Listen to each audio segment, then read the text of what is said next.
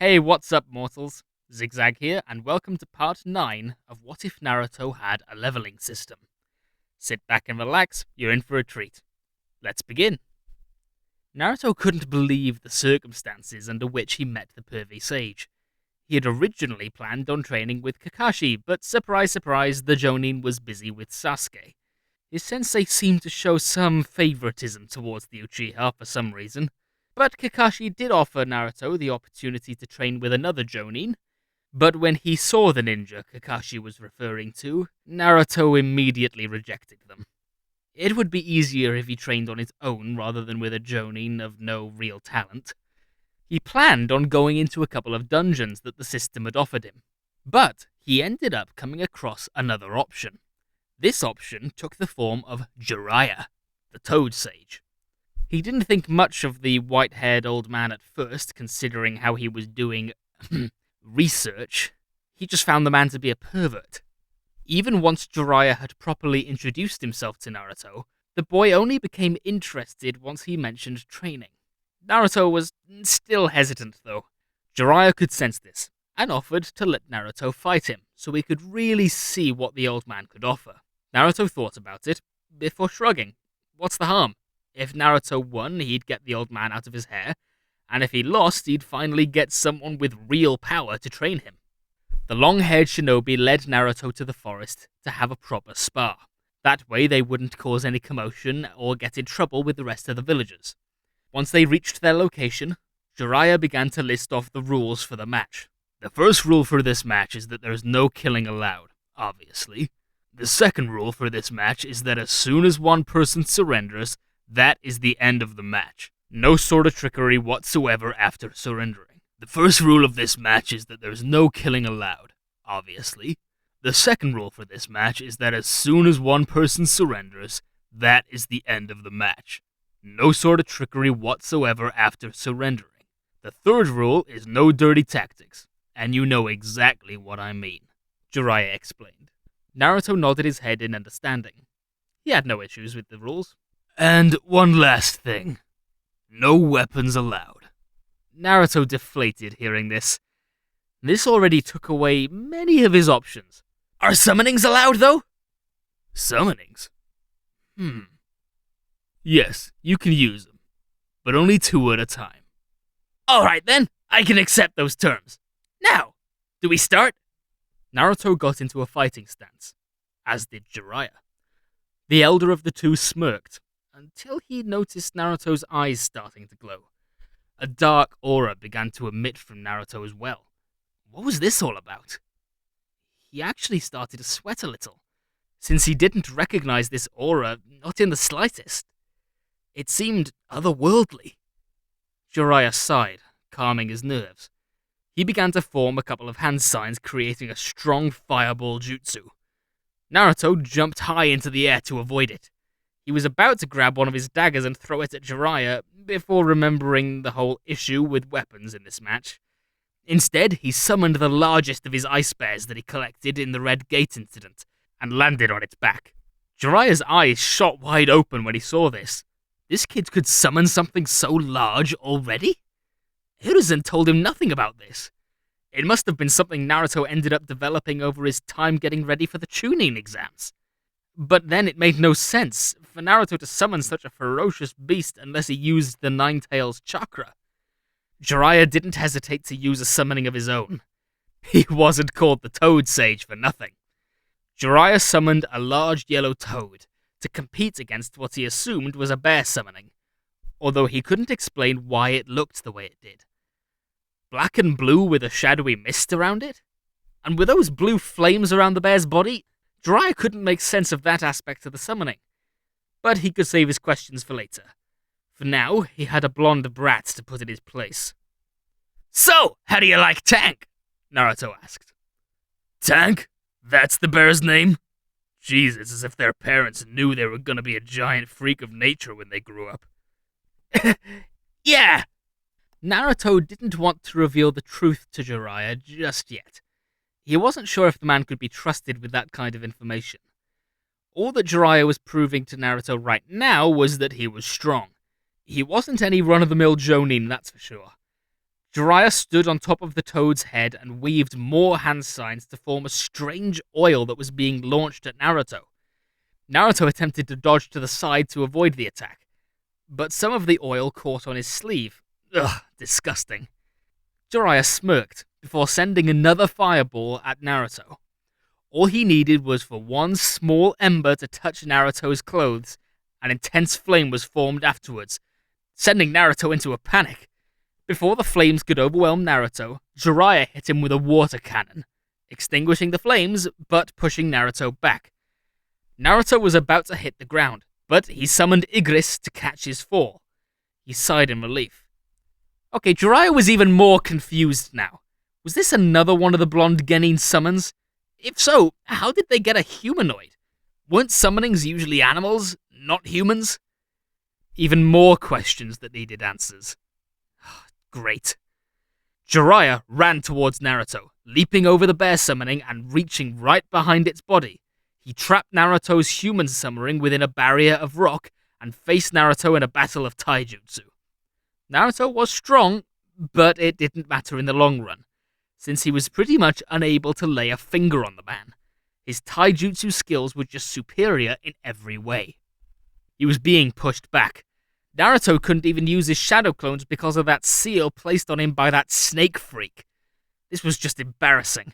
He probably could have done so much more if he could have used his daggers and didn't have this stupid seal on him. After Jiraiya kicked Naruto into a tree, the boy's vision went in and out. He was pretty close to losing right now. He could heal himself, but he didn't feel like wasting resources in a training bout. He would save his potions for real life-threatening situations, like important missions. Jiraiya was about to go in for another attack, but Naruto yelled out that he gave up. At that moment, Igris had just managed to break out of their rock imprisonment too. Naruto sighed in defeat. We'll start your training tomorrow. You've got a month to train, right? Naruto didn't get a chance to answer, though. He fell unconscious. Jiraiya grabbed Naruto and chuckled. The kid could only take so much from someone of his caliber. Although he wouldn't lie, the boy did give him a little bit of a challenge. Like carrying something a little heavy upstairs, but a challenge nonetheless. Not a big challenge, like just a little bit, but something. Naruto had potential, and he wanted to help the boy unlock it, by any means possible. They were unlike anything he had ever seen before. Did they have some relation to a Kekkei Genkai or something? Even once the boy had woken up, he was unable to get a straight answer from him. All he could gain from Naruto was that it probably had something to do with the Kyuubi sealed within him. Jiraiya still found it peculiar, and there was another thing he realized later on. When the two creatures were brought to this realm, Naruto didn't appear to use any hand signs to summon them. Naruto was quite the oddity. This didn't distract too much from Naruto's training, though. Jiraiya figured it would be better to discuss the situation with Hiruzen instead. His attention was on teaching Naruto for the little amount of time they had together. They only had a month, so he made sure to stuff as much knowledge as he could into the Genin's head. One of the very first things Jiraiya ended up doing to help out Naruto was loosening up his seal, effectively reversing the effects of Orochimaru's own. This made training much easier for Naruto afterwards. Jiraiya tested Naruto's chakra control by having him try to walk on water. Although he was pretty bad at it the first couple of times, he caught on quickly.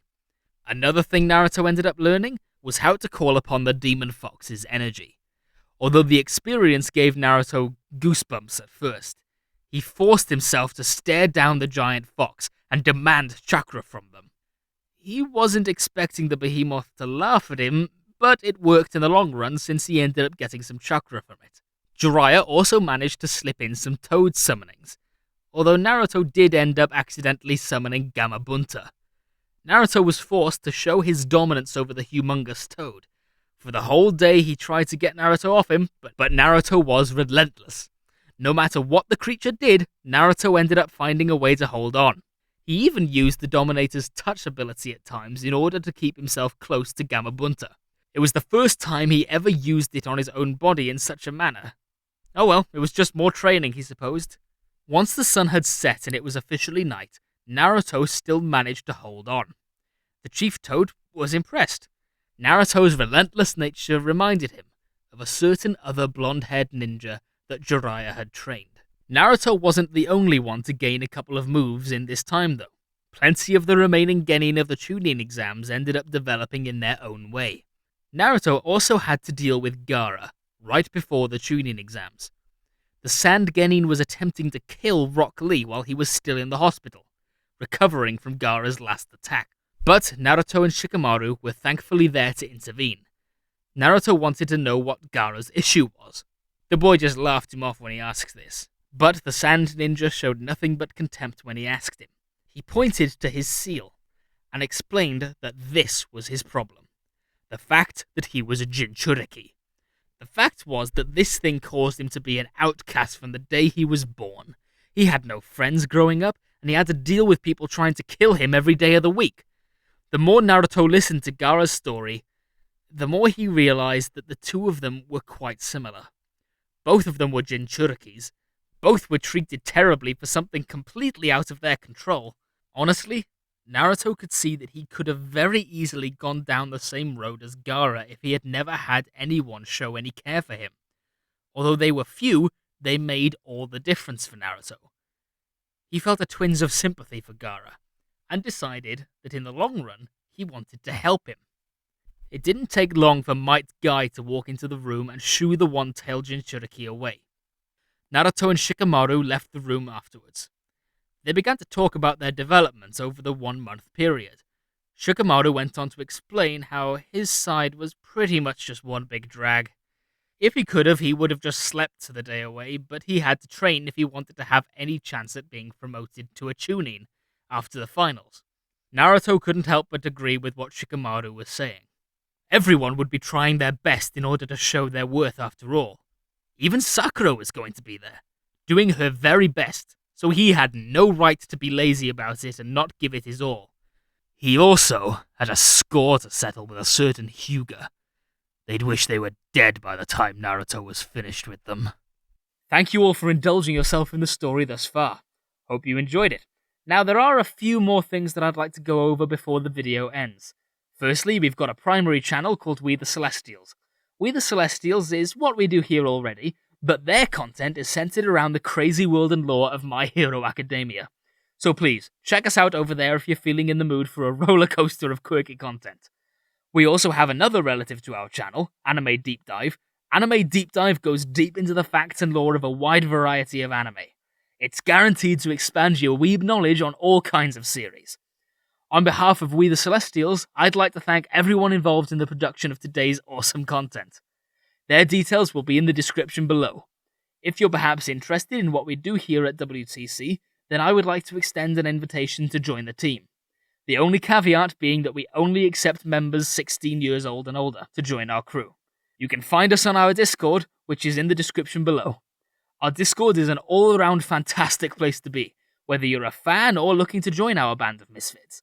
All you gotta do is hit up the recruitment server and sign up for whichever category of work that fulfills your interests. We're always looking for new members to join us. Well, that's all from us today, so thank you for watching and have a great day.